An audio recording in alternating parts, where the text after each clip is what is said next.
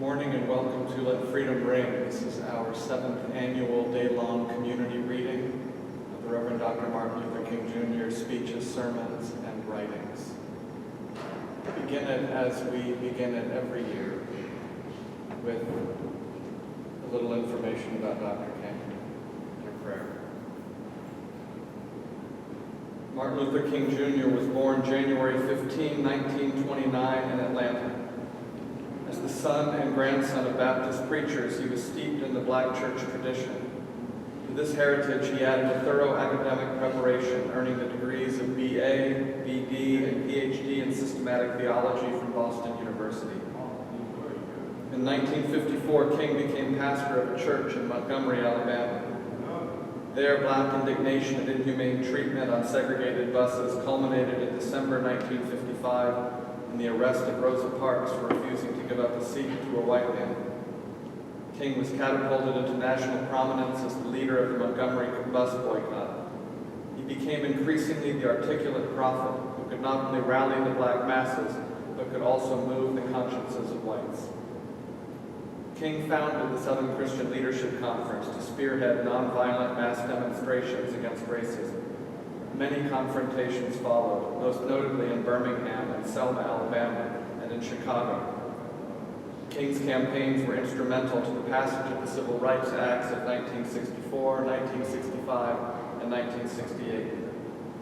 King then turned his attention to economic empowerment of the poor in opposition to the Vietnam War, contending that racism, poverty, and militarism were interrelated.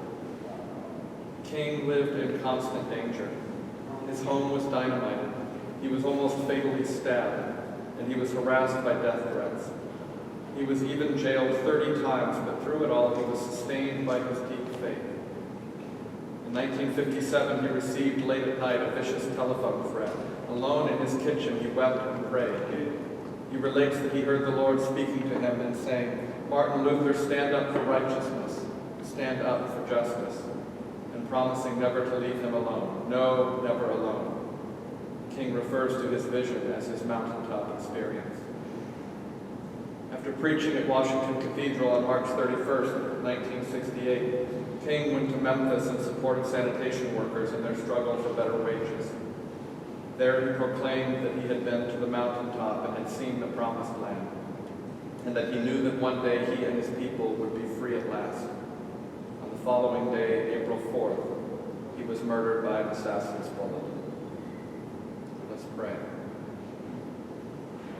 Almighty God, by the hand of Moses, your servant, who led your people out of slavery and made them free at last, grant that your church, following the example of your prophet Martin Luther King, may resist oppression in the name of your love, and may secure for all your children the blessed liberty of the gospel of Jesus Christ, who lives and reigns with you and the Holy Spirit, one God, now and forever. Amen.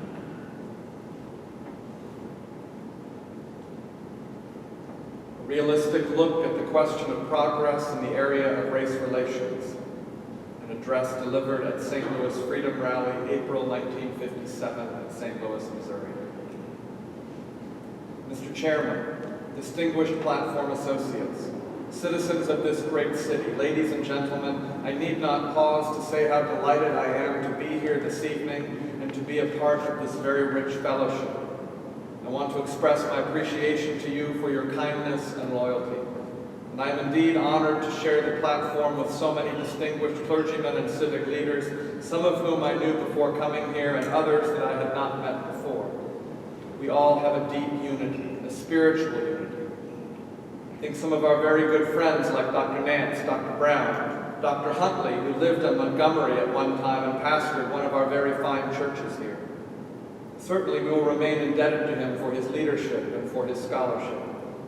His most provocative and inspiring book that has influenced minds in this nation and over the world. I look back and I see my former schoolmate from Morehouse College, Earl Nance, and so that I am not at all a stranger around here in St. Louis.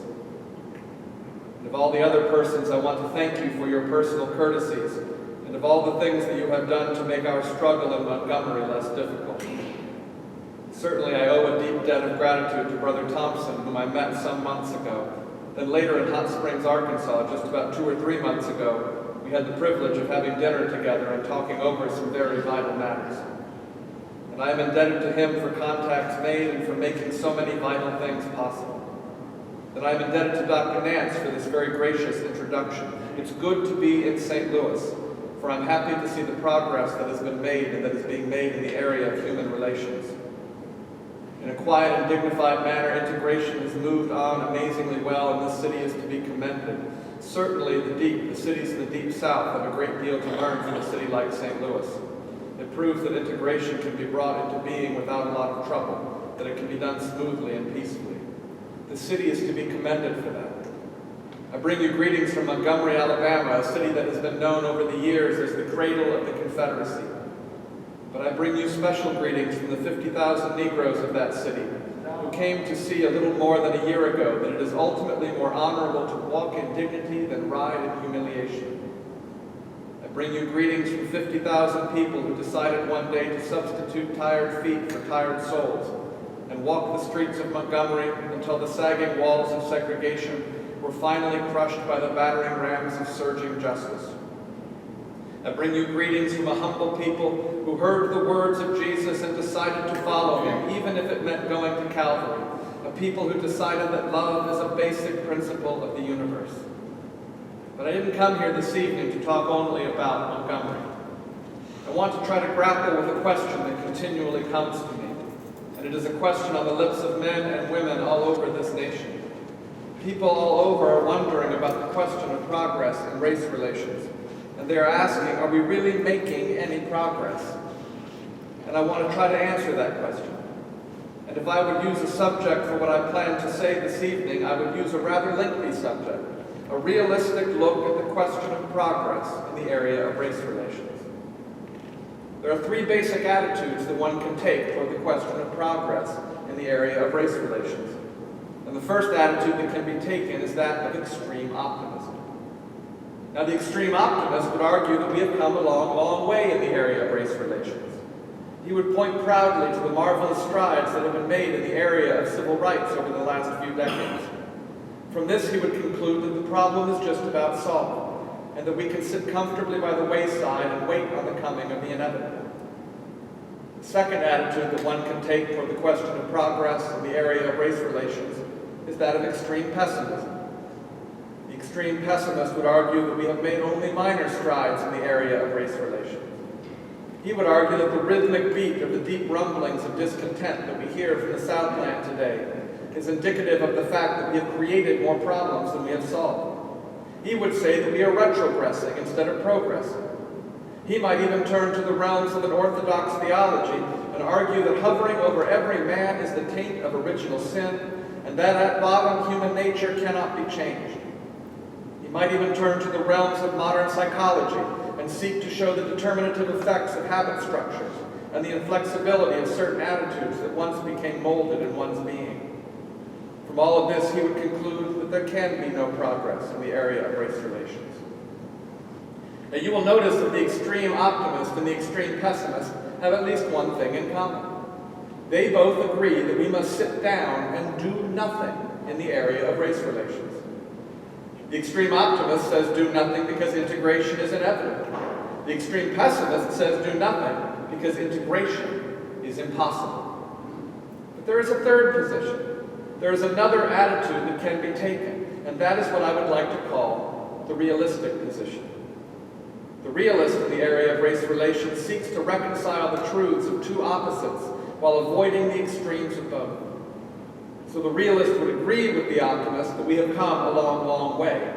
But he would go on to balance that by agreeing with the pessimist that we have a long way to go. And this is the basic theme that I would like to set forth this evening. We have come a long way, but we have a long way to go. And let us first notice that we've come a long way. You will remember that it was in the year of 1619 that the Negro slaves first landed on the shores of this nation. They were brought here from the shores of Africa. Unlike the Pilgrim Fathers who landed at Plymouth a year later, they were brought here against their wills. Throughout slavery, the Negro was treated in a very inhuman fashion. He was a thing to be used, not a person to be respected. He was merely a depersonalized cog in a vast plantation machine. The famous Dred Scott decision of 1857 well illustrates the status of the Negro during slavery. For it was in this decision that the Supreme Court of the nation said in substance that the Negro is not a citizen of this nation. He is merely property, subject to the dictates of his owner. Living under these conditions, many Negroes lost faith in themselves. Many came to feel that perhaps they were less than human. So long as the Negro accepted this place assigned to him, so long as the Negro patiently accepted injustice and exploitation, a sort of racial peace was maintained. But it was an uneasy peace. It was a negative peace in which the Negro was forced patiently to accept injustice and exploitation. For you see, true peace is not merely the absence of some negative force, but it is a presence of some positive force. I think that is what Jesus meant when one day his disciples stood before him with their glittering eyes, wanting to hear something good. And Jesus looked at them and said in no uncertain terms, "Brethren, I come not to bring peace, but a sword." He didn't mean I come to bring a physical sword. He didn't mean I come not to bring positive peace. What Jesus is saying, I come not to bring this old negative peace, which means for deadening passivity and stagnant complacency. And whenever I come, a conflict is precipitated between the old and the new. Whenever I come, there is a lashing out between justice and injustice. Whenever I come, there is a division between the forces of light and the forces of darkness. Peace is not merely the absence of tension, but it is the presence of justice. And the peace which existed at that time was a negative, obnoxious peace, devoid of any positive meaning. Then something happened to the Negro. Moving on up in the 1900s, it became necessary for him to travel more. Circumstances made it necessary.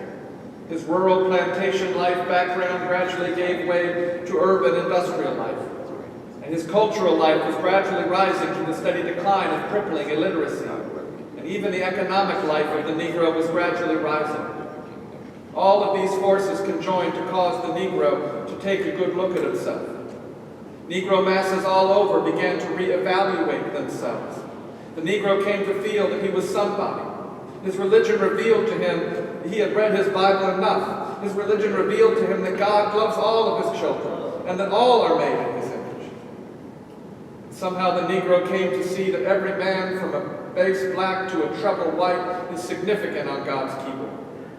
And so he could now cry out, and so in his own soul, with the eloquent poet, fleecy locks and black complexion cannot forfeit nature's claims. Skin may differ, but affection dwells in white and black the same. Were I so tall as to reach the pole or to grasp the ocean at a span, I must be measured by my soul. The mind is the standard of the man. With this new sense of dignity and this new self-respect, a brand new Negro emerged, and the tension which we witness in the Southland today can be explained in part by the revolutionary change in the Negro's evaluation of his nature and destiny, and his determination to struggle, suffer, sacrifice, and even die if necessary until the walls of segregation crumble. You see, all I'm trying to say to you is that we've come a long, long way since 1619. But not only has the Negro come a long, long way in reevaluating his own intrinsic worth, but he's come a long, long way in achieving civil rights. We must admit that. 50 years ago, 25 years ago, a year hardly passed that numerous Negroes were not brutally lynched by some vicious mob. But now the day of lynching has just about passed. We've come a long, long way. 25 or 50 years ago, most of the southern states had the poll tax, which was designed to keep the Negro from becoming a registered voter. And now the poll tax has been eliminated in all but 5 states. We've come a long, long way. We've even come a long, long way in achieving the ballot. It's far from what it ought to be, in particular in the Deep South. We've come a long, long way there. As late as 1948, there were just 750,000 Negro registered voters in the South. By 1952, that number had leaped to 1,300,000. We have come a long, long way. Not only that, we've come a long, long way in economic growth. The Negro wage earner today makes 4 times more than the Negro wage earner in 1940. Whether you know it or not, the national income of the Negro is now more than $15 billion a year. That's more than all the exports of the United States and more than the national income of Canada. We have come a long, long way. Not only that, in our generation, we have been able to see the walls of segregation gradually crumble. For a while, it looked like we would never get away from it. You'll remember back in 1896, the Supreme Court of this nation established the doctrine of separate but equal as the law of the land. And as a result of this doctrine, we were thrown and left in the Egypt of segregation. At every moment, there was always some Pharaoh with a hardened heart, who amid the cry of every Moses would not allow us to get out of Egypt.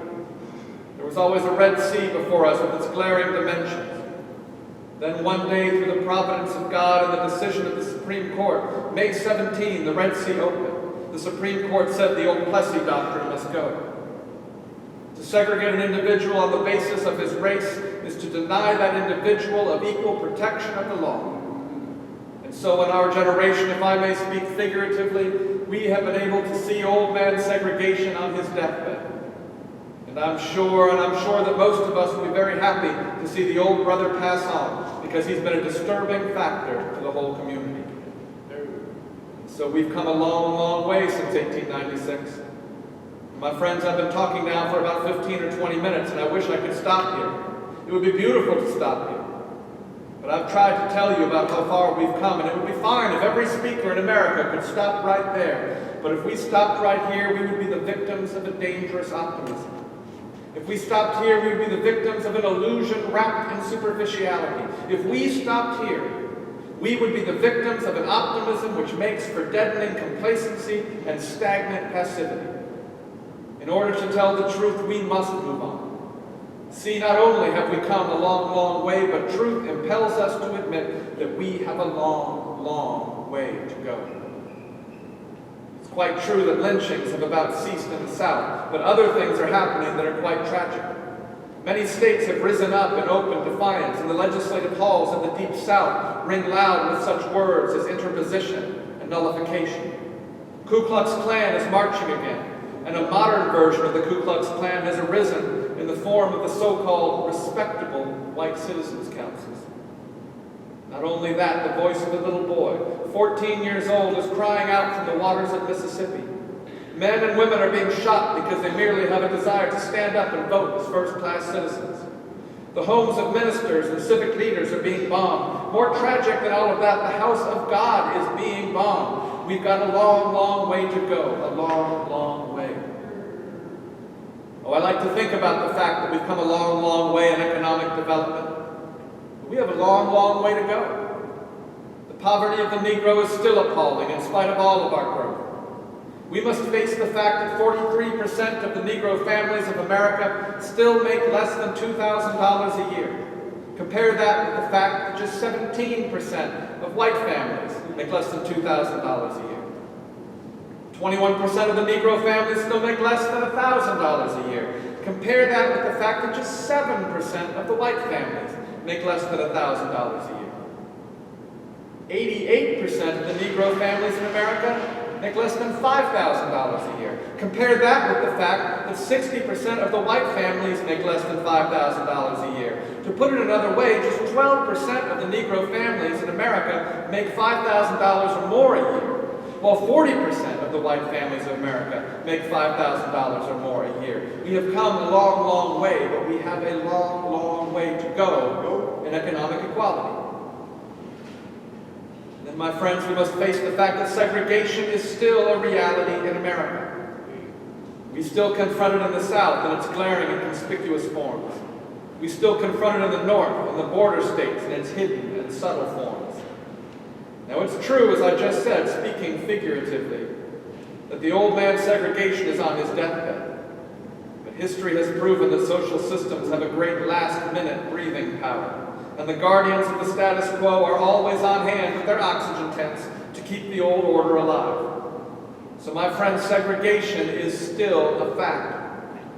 We know this evening as we assemble here that if democracy is to live, segregation must die.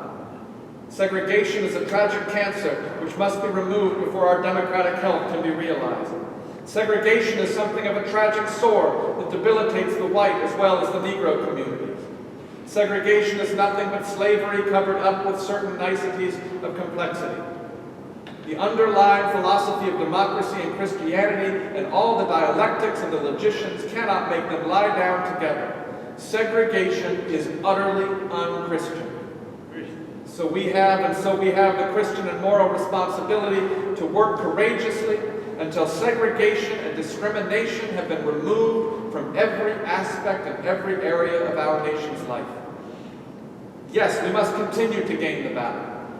One of the great needs of the hour is for the Negro to gain political power through the ballot. And I have come to see in the last few months that one of the most decisive steps that lie before us are in that short walk to the voting booth. My friends, those of you here in St. Louis and those who live in states that are moving on in integration and states in the north that have already moved on and have the moral responsibility to use the ballot and use it well. Because you don't have the problems gaining the ballot that we have in Alabama. You have no excuse. And it is your challenge to go down and get it in your hand and use it wisely. This is one of the great things that you can do for power. People in the North ask me from time to time, what can we do to help in the South? And I say a lot of things, but I always come back to this saying, get the ballot. And through gaining the ballot, you gain political power. And you can call the politicians and tell them that certain things will have to be done because you helped put them in office. This is an important thing. For those of you just joining. I would like to say to you, my friends, in this period, we must continue to go down in our pockets and give big money for the cause of freedom. We have a long, long way to go, and we are going to have to spend some money to get there. For integration is not some lavish dish that the white man will pass out on a silver platter while the Negro merely furnishes their appetite. If we are going to get it, we are going to have to work for it, and we are going to have to give our money for it. It seems to be the strategy in the Deep South now, on the part of the white citizens' councils and other reactionary organizations, to stall this thing as long as possible. They know as well as we know that segregation is on its deathbed. But they have decided that they are going to delay it as long as possible by keeping the Negro bogged down in court cases and litigation. In order to destroy this stalling process, we are going to have to give big money for the cause of freedom. I admonish you to continue to support the NAACP. For no matter if they do outlaw in Alabama, in Texas, in Louisiana, the fact still remains that this organization has done more to achieve the civil rights of Negroes over any other organization that I can point to. We cannot afford to desert the NAACP at this hour. Let us give. Let us not waste our money on frivolities. This is the time now to give big money for the cause of freedom. And we can't say that we don't have it any longer. We have it for so many other things that we want. We have the biggest cars that have ever been let loose into history. I am always appalled when I see how much whiskey and beer Negroes are drinking. And I think it would be an indictment on the integrity and practical wisdom of the Negro if historians look back and have to record that at the height of the 20th century, the Negro spent more on frivolity than he did on the eternal values of freedom and the cause of justice. We've got to go down in here, my friends. We've got to continue to persuade the federal government to use all its powers to enforce the law of the land. And while I am on this point, I would like to say to you that on the 17th of May, just a few weeks from now, we are calling upon every freedom-loving Negro from all over the nation who can get off of work that day to come to Washington. We are having a pilgrimage of prayer for freedom to Washington. We are not going there to make any threats. We are not going there to say what you have to do. We are simply going there to thank God for what has already been done and to ask Him for His guidance through the other period of transition and to appeal to the conscience of the nation to do something about the violence in the South and to carry through the Civil Rights Bill that is now being argued in Congress. We are asking every minister of this nation to be there. Every congregation should send its pastor to Washington on the 17th of May. We have the backing of the most powerful organizations in the nation. We met in Washington just last week. The most powerful Negro leaders of this nation assembled there and endorsed this plan with hearty enthusiasm. Bishop Green and Bishop Walls of the AME Zion Church, Bishop Green of the AME Church, Bishop Spotswood of the AME Zion Church, Bishop D. Ward Nichols of the AME Church, Dr. Jackson and Dr. Jernigan of the National Baptist Convention, Dr. Borders and ministers from all over the South, Mr. Roy Wilkins, Mr. A. Philip Randolph, A. Clayton Powell, Charlie Diggs, all of the leading citizens and fighters for civil rights assembled there and endorsed this plan with hearty enthusiasm. And we intend to assemble there in Washington on the 17th of May, and we want to see you there. This is the time that we must register our protest in a humble, Christian, nonviolent spirit and say to the nation, say to the officials in Washington, come over and help us. This is a time that we need you, and we need you to take a stand and to enforce the laws of the land. We've got to get it over to the nation, and there is a bit of urgency about this thing. I'm aware of the fact that there are some people telling us to slow up. They're saying it all over. There are some writing letters from the south to the north saying, slow up, you are going too fast. Well, I've never quite understood them. They talk about gradualism. And I always felt that at least gradualism meant starting and moving. And how in the world can you slow up when you haven't even started? The gradualism that we hear so much talk about in the South now is an escape. It's an excuse, rather, for do-nothingism, and escapism, which ends up in stand-stillism. We are not fighting for ourselves alone, but we are fighting for this nation. Go back and tell those people who are telling us to slow up that there are approximately 2,400 million people in this world. Go back and tell them that 2/3 of these people are colored. Go back and tell them that 1,600 million of the people of the world are colored. Most of them live on 2 continents. 600 million in China, 400 million in India and Pakistan, 100 million in Indonesia, 200 million in Africa, 86 million in Japan. These people for years have lived under the bondage of colonialism and imperialism. And one day they got tired. One day these people got tired of being trampled over by the iron feet of oppression. One day they got tired of being pushed out of the glittering sunlight of life's July and left standing in the piercing chill of an alpine November. So as a result of their tiredness, they decided to rise up and protest against colonialism and imperialism. As a result of their rising up, more than 1,300 million people of the colored peoples of the world have broken loose from colonialism and imperialism. They have broken loose from the Egypt of colonialism. They have broken loose from the Egypt of colonialism, and now they are moving through the wilderness of adjustment toward the promised land of cultural integration. And as they look back, you know what they are saying? Racism and colonialism must go in this world. They assembled in Bandung some months ago. That was the word that echoed from Bandung. Racism and colonialism must go. Just 2 weeks ago in Africa and Europe, I talked with some of the major leaders of Asia and Africa. And this was the one point they stressed over and over again. Prime Minister Nkrumah, his finance minister, said to me, our sympathies are with the free world, but there is something about America that we like. But we are making it clear in the UN and in the other diplomatic circles around the world that beautiful words and extensive handouts cannot be substitutes for the basic, simple responsibility of giving freedom and justice to our colored brothers all over the United States. That is what they are saying around the world. And I say to you, my friends, because of our love for America, we cannot slow up. Oh, the hour is getting late. The clock of destiny is ticking out. We've got to say this to the nation, that we are not fighting for ourselves alone. We are fighting for this nation. For if America doesn't wake up, she will one day arise and discover that the uncommitted peoples of the world will have given their allegiance to a false communistic ideology.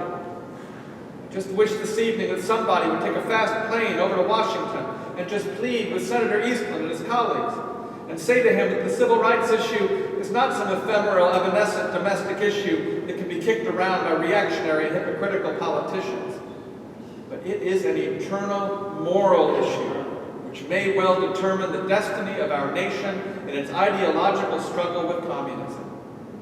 The destiny of our nation is involved. We cannot afford to slow up. The motor is now cranked up. We are moving up the highway of freedom toward the city of equality. And we can't afford to slow up because our nation has a date with destiny. We've got to keep moving. We've got to keep moving. I'm about through now, but there is a warning signal. A signal that must forever stand before us. I've tried to say that we've come a long, long way. And we have a long, long way to go. I've tried to suggest some of the things that we must do in order to go with the additional miles ahead.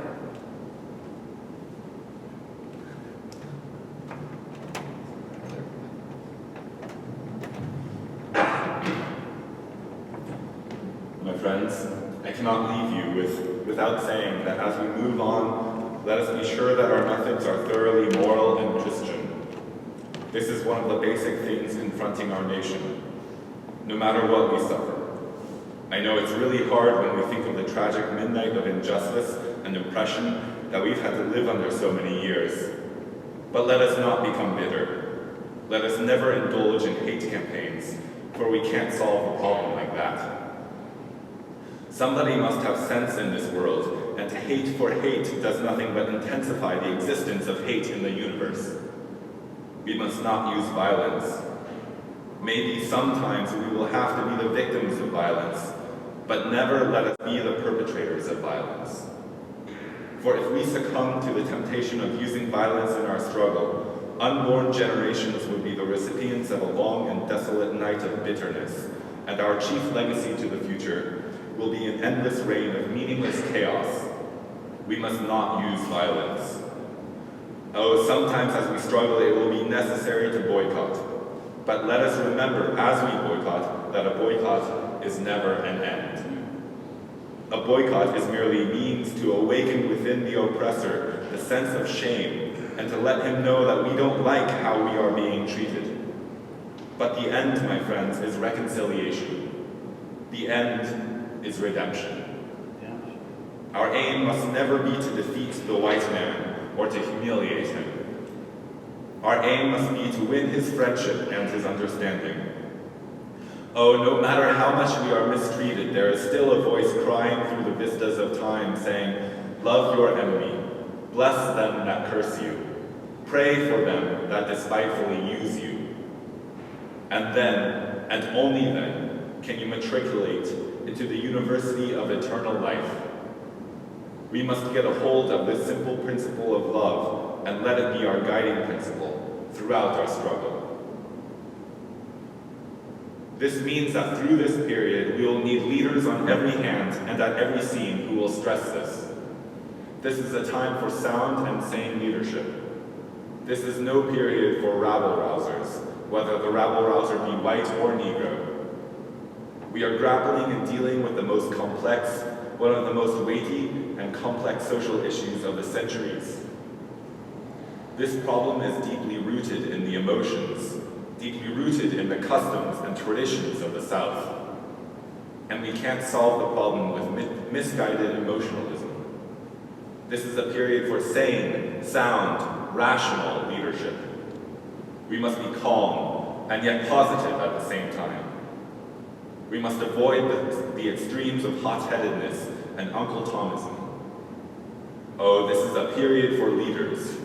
Leaders not in love with publicity, but in love with humanity. Leaders not in love with money, but in love with justice. Leaders who can subject their particular egos to the greatness of the cause. Oh God, give us leaders. A time like this demands great leaders. Leaders whom the lust of office does not kill. Leaders whom the spoils of life cannot buy. Leaders who possess opinions and will. Leaders who will not lie. Leaders who can stand before a demagogue and damn his treacherous flatteries without winking. Tall leaders, sun-crowned, who lived above the fog in public duty and in private thinking. And this is the need, my friends, of the hour. This is the need all over the nation.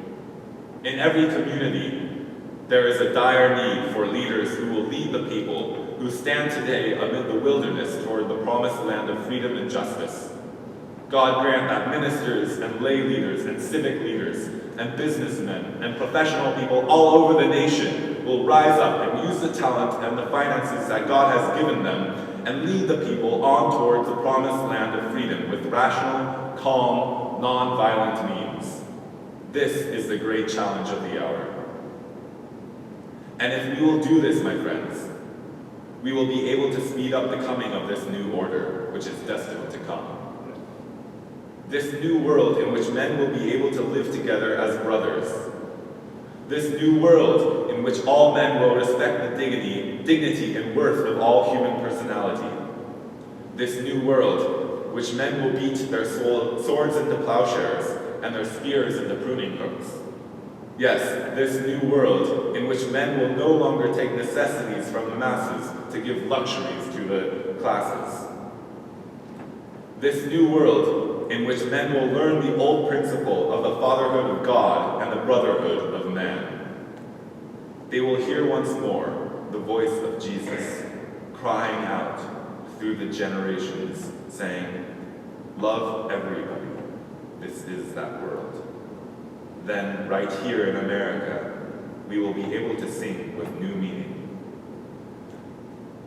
My country, 'tis of thee, sweet land of liberty.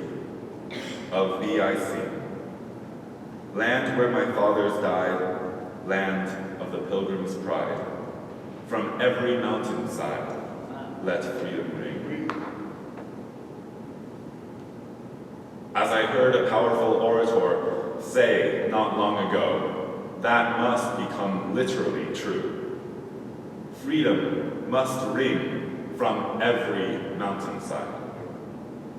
Let us go out this evening with that determination.